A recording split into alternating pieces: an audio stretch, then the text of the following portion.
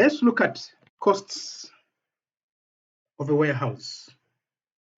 Like any other activity, warehousing involves costs. What are these costs? Can we identify these costs? Can we manage these costs? Can we keep them at a minimum? Why our interest in costs? Any cost incurred impacts on the price of the final good, which means that if you incur high costs, the price of the final good will go up. And yet we know price is a differentiator when it comes to demand. And our objective is to keep the price of our products at the lowest possible. You and I, when we're buying, one of the first things we tend to look at is price. How much? So, in a warehouse, we find real estate costs. What are these real estate costs? You need to buy land to put up the warehouse. That's the land cost. When you buy land, you're going to pay property taxes, for example, property rates and ground rent. You're going to have to insure against things like fire and theft. These are costs. Utilities like electricity and water, these are costs. Maintenance is very important in the warehouse to keep away things like rodents. You need to keep the place clean. Painting it, renovation, these are costs. Around the warehouse, it may need plowing, slashing. All these are costs incurred. Cleaning the place, repainting the parking lot, the parking slots. Then the depreciation costs also. These are costs incurred in a warehouse, the real estate costs. Then we have the equipment that you're using, depending on whether you're automated or not. If you're automated, you're going to have to incur costs buying the equipment, like forklifts, conveyors, pallets, etc. These have to be maintained. These depreciate. You need to pay for that. At times, you may find yourself having to lease some of these. These are costs you're going to incur. And then we have the direct costs incurred by you as an organization. Which are these direct costs? Labor costs, wages,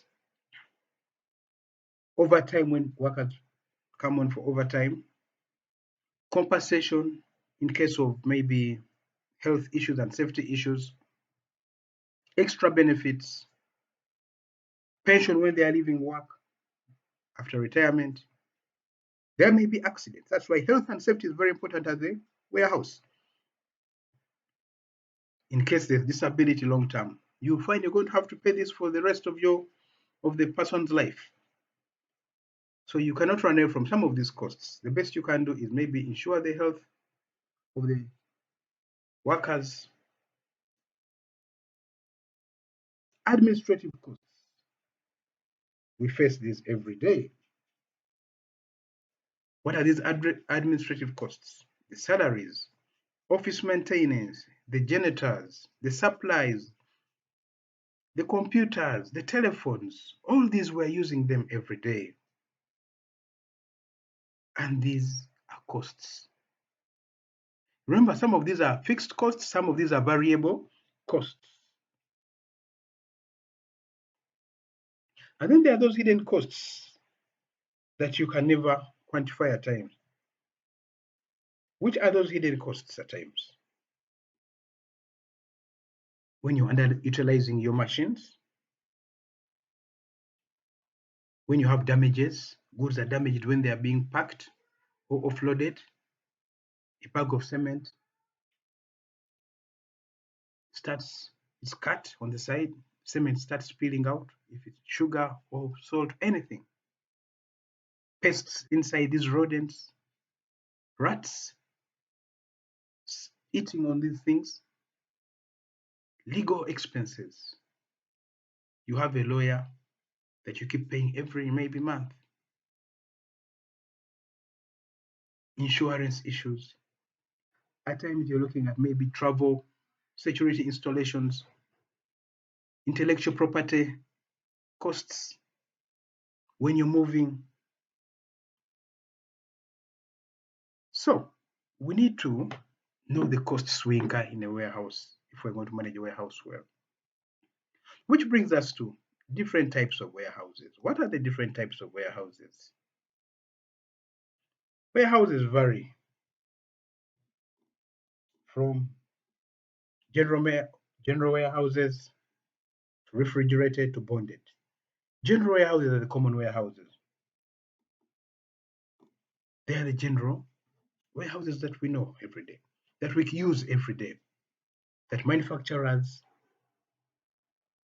use for storage, for keeping rice, maize, all that general merchandise, general merchandise.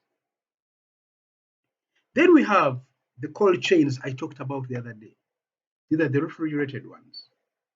One of our exports as Uganda is fish. How do we store fish? Fish is stored in cold temperatures, refrigerated temperatures. And this is a cold chain that we talked about.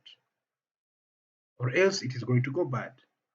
Then we have the bonded warehouses where goods come in and before they are cleared with Uganda Revenue Authority, they have to be stored in a bonded warehouse supervised by Uganda Revenue Authority. And when you pay the taxes, the duties, import or export, then they are released. Then we have the household stores or furniture warehouses, where we keep our day-to-day household items in your home, in my home, in our villages. These vary in size. They may be private rooms, they may be an open storage concept where kind of a stockyard, maybe a container storage, depending on where we are. We also have warehouses for special commodities. In Uganda, one of our main activities is agriculture. How do you store agricultural products? For example, maize, rice. How do you store that? In silos.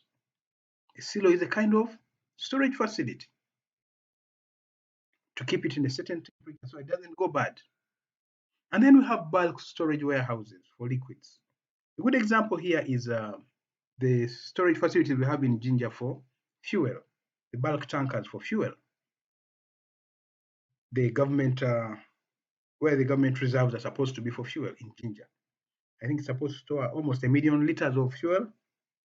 But we have seen Shell Uganda, Total Uganda, they have those huge tankers where they store fuel in large quantities, millions of liters, gallons and gallons. So these warehouses are supposed to help with movement of goods from point A to point B, where you receive goods, unload them, record, inspect them, store them, and when the need comes, you dispatch. And once they're dispatched, they keep going out because levels are going down. You find you have to keep replenishing, reordering, and replacing the ones which have gone out. Some storage may be permanent, some may be semi-permanent, depending on the needs of the organization. But also in the warehouse, information is very important. We need information about the levels of our stock. Remember in our first lecture, I talked about minimum and minimum stock level, the safety stock, information about what is demanded highly, the fast moving goods, the slow moving goods. You need information about all that. Information about the quality of the goods that are coming in, what time the goods are coming in. You need information about the amount of space you have so that you can utilize it maximally. What are the inefficiencies of a warehouse? Yes, like any activity, warehousing may have its inefficiencies if not managed well, especially if you fail to utilize the space. Remember, space is very, very important in the warehouse because you have to utilize every square meter. And that's why in our first presentation, we talked about space using every cubic centimeter because you are charged in cubic centimeters. If you're spending a lot of money maintaining, that means your variable costs are going up. This is very dangerous. Costs impact on final product price. If the equipment you're using and you're automated is obsolete, that means it's going to break down every time. What does this mean? You have to dispose of this equipment and buy up-to-date equipment to become more efficient and effective. If you have staff who are idle, instead of working, they're seated talking about the political situation in the country, the football match that was there yesterday.